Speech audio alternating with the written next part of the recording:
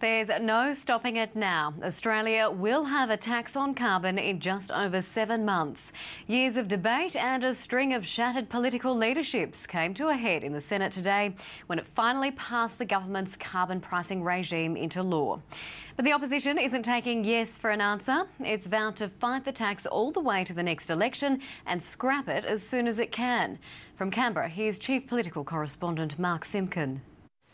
The carbon crusades burnt several Australian political leaders. Julia Gillard could be the next, but today she achieved something the others couldn't, even when pricing carbon was popular. An $8 billion a year tax is born. Order. There being 36 ayes and 32 noes, the matter is resolved in the affirmative. Pursuant to order. The public galleries applauded, the Greens embraced, but Labor opted for low-key celebrations. Today we have made history.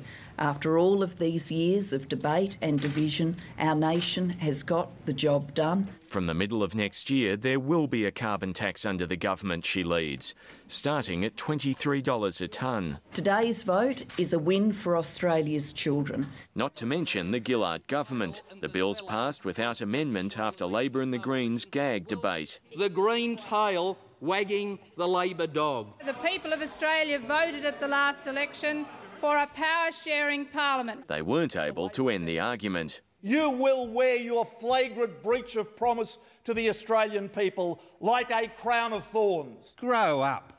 Grow up. Accept the verdict of the Senate. It is pathetic. It is absolutely pathetic. What a joke! The divisions are so deep, the sides can't even agree on what day it is. This is an infamous day in the history of parliamentary democracy in Australia. It is a great day for Australia and a great day for this planet Earth, upon whom we all depend. The vote was heard around the world. With this vote, the world has turned a pivotal corner in the collective effort to solve the world's climate crisis, Al Gore wrote.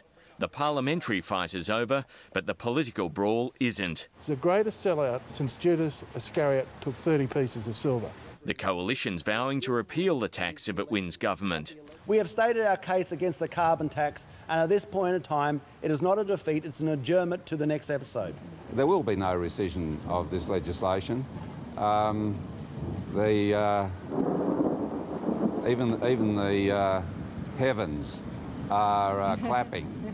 Tony Abbott calls it the fight of his political life, but rather than being ringside, he flew to England for a meeting of Conservative leaders. We've had the Leader of the Opposition take off with his tail between his legs today after all of the tough guy talk. I mean, what a spineless retreat.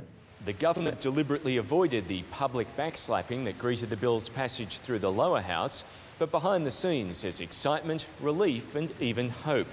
The polls still suggest an electoral wipeout, but Labor's primary vote is creeping higher. It's back above 30% for the first time in months. Mark Simpkin, ABC News, Canberra.